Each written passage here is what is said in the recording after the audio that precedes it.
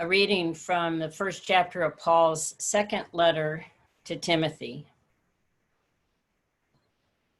To Timothy, my beloved child, grace, mercy, and peace from God the Creator and Christ Jesus our Lord.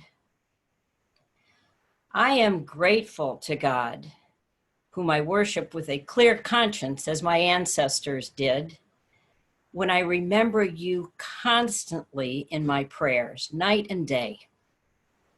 Recalling your tears, I long to see you so that I may be filled with joy. I am reminded of your sincere faith, a faith that lived first in your grandmother Lois and your mother Eunice, and now, I'm sure, lives in you. For this reason, I remind you to rekindle the gift of God that is within you through the laying on of my hands.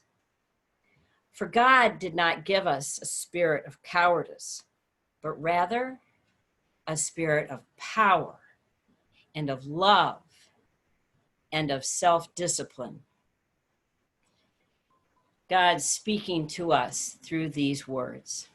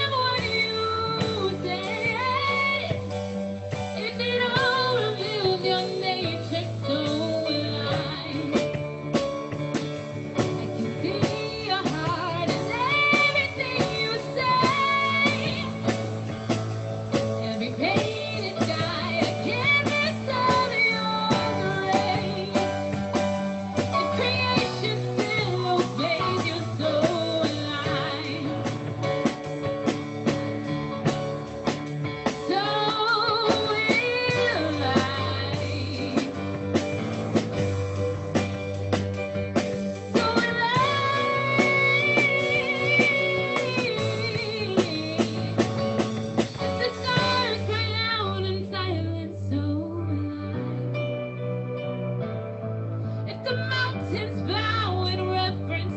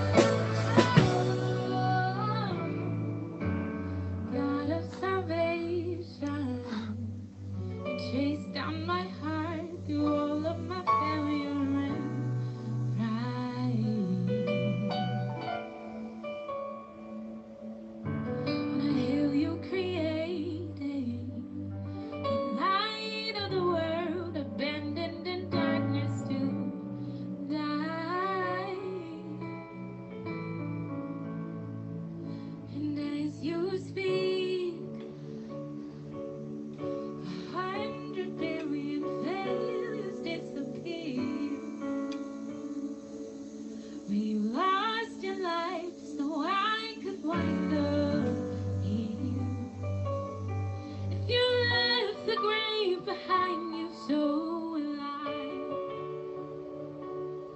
I can see your heart and everything you've done. Every part designed in a work of art called love. If you gladly chose surrender, so will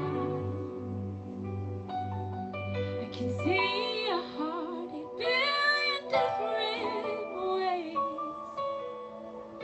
Let me burning sign, a signal fire of grace.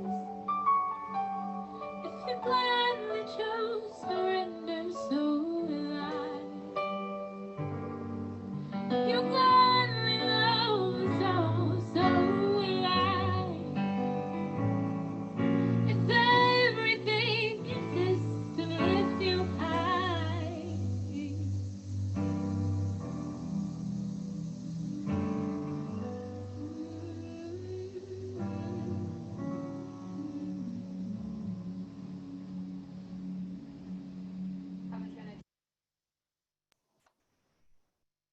Thank you, Fran.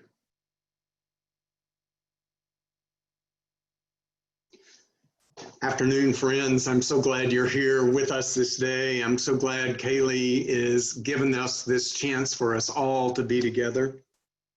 I want to invite you, if I could, into a few moments of silence and for you to be aware of God's presence among us, and pray that God will speak to us today. And because of that, we will be a changed people. So if we would pray in silence a moment.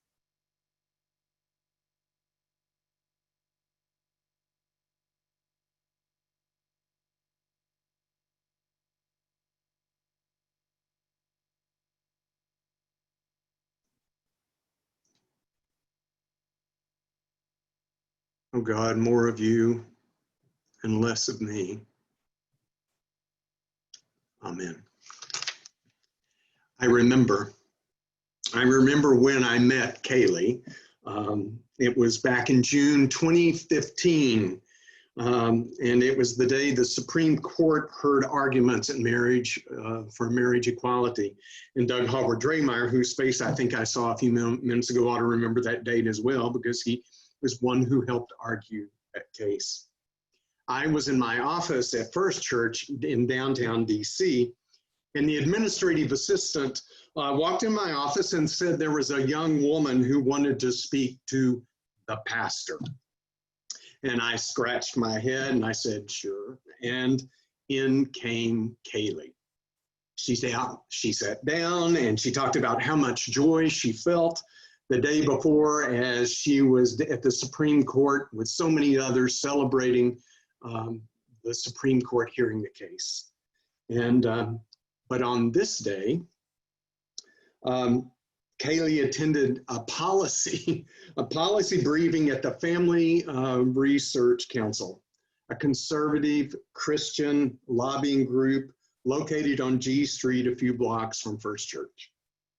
So Kaeley felt beat down because of the religious justification in that meeting of bigotry and of hatred. And she left the policy briefing broken. She walked out. And just down the street from the Family Resource Council, she saw First Church with the rainbow color sign, "Love Wins," in the window. And she also recognized a sign that read, "United Church of Christ," at the front of the church. So she came into my office and told me that she was from UCC. She was a UCC from Connecticut, and that she couldn't understand the words of hate that she had heard down the street. So we took a breath. We took a deep breath together, and we repeated the words, "Love wins," very softly over and over. We imagined ourselves walking forward to new possibilities and hope and justice, with a whole community placing their hands on our shoulders, pushing us and supporting us as we moved forward. I felt courage in Kaeley. Kaeley was a mentor to me that day. She said, from that moment on, I felt called to stand up and walk forward and to speak Christian values of radical love in the public sphere. I remember. What do you remember, perhaps, about meeting Kaeley? I remember the power of that day, that faith-filled, justice-loving, from tears to hope day with Kaeley. She left the office, and I wonder what would happen to her, that gifted, prophetic, kicked back, and passionate woman. To my surprise, our conversations continued. She would even join First Church as an associate member and made a decision to head to Union Theological Seminary in New York. She stepped forward. She experienced the UCC covenant. And to my greater surprise and joy, she now joins in covenant with you at Westmoreland Congregational UCC.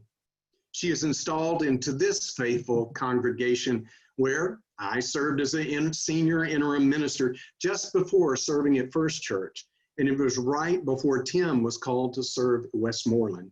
And in time, I joined Westmoreland, and Kaeley's my pastor, one of my pastors.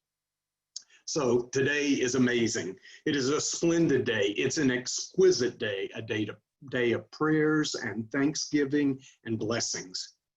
Kaeley, today after seminary, after numerous ministries in Connecticut and Gettysburg College, at Sojourners and at Judson Church in New York, after ordination papers and ecclesiastical conversations, after the laying on of wonderful, distinctive spirit hands at your ordination, you are finally installed as pastor and teacher at Westmoreland Congregational UCC.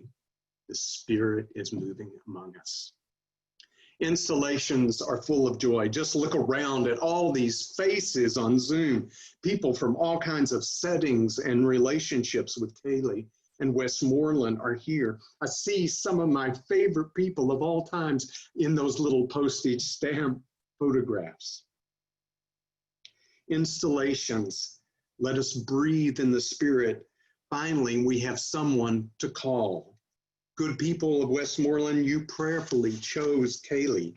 Today, the installation liturgy declares, having gathered under the guidance of the Holy Spirit, you have called Kaeley to minister in this place, is appointed by God for this ministry.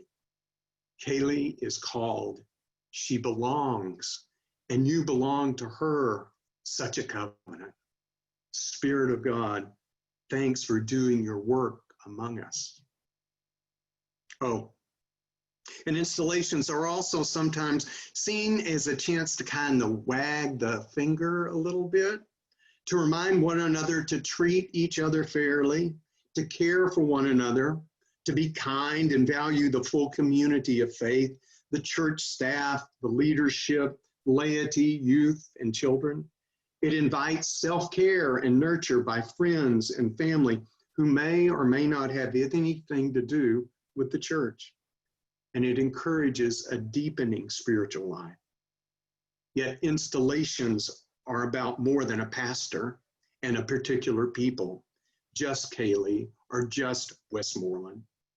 In the UCC, an installation is about covenant in ministry and a faith shared in each generation. It is the wider church today, the Potomac Association of the UCC, that actually performs the act of installation. But today we pray about all in this covenant together. Pour out your Holy Spirit on Kaeley, on the people of Westmoreland Congregational UCC, and all the churches of Potomac Association, that our mutual ministry may be served. Well, when Kaeley asked me to preach today, I was drawn to two sources: the passage that Karen read from the letter to 2 Timothy and the passage from the preamble of the Constitution of the UCC that Ashley read. Both passages challenge Kaeley and us at Westmoreland. They invite all of us to remember and receive God's gifts of faith in the past, but also to rekindle and make the faith your own, our own, in this generation. The author of the second letter to the church leader Timothy, that young church leader Timothy, cared passionately about what faith was being passed on to following generations. The letter is often attributed to the early church father Paul, and the letter reflects him near the end of his life, suffering, imprisoned for promoting the gospel in Rome. Paul is concerned that future generations will not be faithful. So his letter is sort of like a last will and testament, or like one of those online last lectures when a professor summarizes her or his most important learnings to pass on to future generations. Paul prays that Timothy and his church in his generation will remember and rekindle the faith that was passed from generation to generation. I love how the chapter begins with Paul encouraging Timothy to remember the sincere faith of his grandmother Lois and his mother Eunice. Those women were faithful. It is a faith that now lives in Timothy, beloved child of God, third generation Christian. Along with the faith of his grandmother and mother, Timothy recalls his own life-forming moments as when Paul laid his hands on Timothy, and the Spirit empowered the young Timothy to become a faithful leader in the church. I recall in my own life significant moments when people and congregations have shaped me and pointed to the future. What about you? Has God sent mentors and moments for you to remember from generation to generation? So, remember Kaeley's visit to my church office and the hands of the company, the faithful, placed on Kaeley's shoulders to inspire her to move into God's future? Well, that image isn't something I came up with at all. Instead, I recall a time in my own life when I felt hopeless, that it seemed faith had deserted me, that the church was going to dismiss me for being gay. At Kirkridge, a retreat center in Bangor, Pennsylvania, participants pulled up a chair and had me sit in it. And behind me, one person placed hands on my shoulder, and then another put hands on the shoulder of that other one, and then another, and then another, and then they prayed for me. They encouraged me to imagine that they were faithful folks, a cloud of witnesses who from generation to generation passed on God's courage and hope, comfort and justice. Some had suffered, some had been pushed against the walls. But they were my Lois and they were my Eunice. God through them made a difference in me. They offered grace and strength. They were mentors comforting and calling for faithfulness. Their passing on faith from their generation to me called on me to pass faith in my generation. When Kaeley came to my office, I remembered them. And what about you? What about Westmoreland? Today, we are invited at this installation to recall such wisdom and mentors. Are there such good and faithful souls and moments that we are called to remember today? As Kaeley is installed and as we are installed in covenant together, who stands behind us, lifting up faith from one generation to the next? Well, if you're part of Westmoreland, you may know many. During the past months, such incredible mentors and elders have passed. They were lights to us. They helped point us to God's path. And there are elders and teachers and friends and colleagues and parents here today from Westmoreland and the wider UCC. By God's grace, they have passed on faith in their generation, and today they continue to shape our faith and future. I'm forever grateful for them. I will remember them. We remember them today. I cherish the child advocate Marian Wright Edelman's prayer for mentors and those who pass faith from one generation to another. She prays, "Oh God, I thank you for the lanterns in my life who illuminated dark and uncertain paths, calmed and stilled debilitating doubts and fears with encouraging words, wise lessons, gentle touches, firm nudges, and faithful actions along my journey of life and back to you. Well, of course, remembering is not all we do in this service of installation. Covenant and faith are more than memories. Paul called on Timothy to also rekindle the gifts of God and Timothy's holy calling. In that generation, he and the church were called to receive the spirit of power and love and self-discipline, and if need be, to suffer for the gospel, even as Paul suffered. So along with remembering, God calls us to rekindle, to fan the flame of action, compassion, and justice. There's a phrase in the preamble of the Constitution of the UCC that follows a sentence about remembering and looking back and honoring the historic moment and work of ancient creeds and the Protestant reformers. It states, moving out of those statements about remembering, it states the United Church of Christ affirms the responsibility of the church in each generation to make this faith its own, in reality of worship, in honesty of thought and expression, and in purity of heart before God. In each generation. It's a great phrase, powerful words. It reflects Paul's call to Timothy and the church to remember and to rekindle. It reflects such prayers, and when God calls something of us as God calls our ancestors. So we covenant to be the church together at this installation.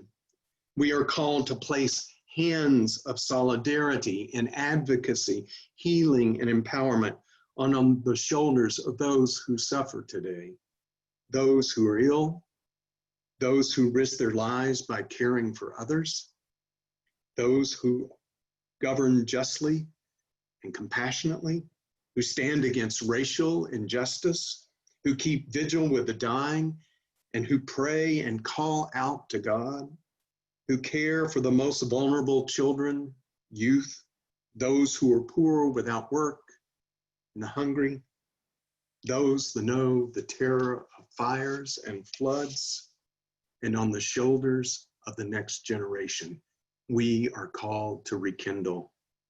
From the book of Ecclesiastes, we are called in each season, in life and death, in killing and healing, in seeking and losing, in silence and in speaking, in war and peace. We are called to discern God's way in the fullness of life and act, called to rekindle.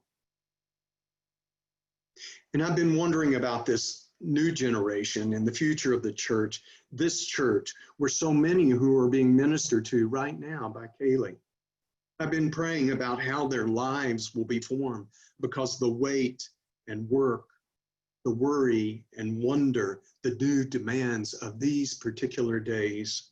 This installation invites us to covenant together, to respond faithfully to them and with them, called to rekindle. A wise woman once said, "Many say that the church is dying, and many question where young people are, and many will shiver in fear of the future. But to them I say that we are trying to come alive again. Baptize us, feed us, hear us. There is a need for places of worship and faith leaders to accompany this next generation through their spiritual longings and yearnings for justice." A wise woman said that, and that woman was Kaeley. She calls us to covenant with one another, to be the church in these incredible times. God bless you and watch over you, Kaeley. And God breathe your spirit in this company. In each generation, we are called to be the church, even now. In each generation, we are called to make the faith our own. In each generation, remember, rekindle, in this generation. God, bind us in holy covenant with one another and fan the flame of your justice and your love. Amen.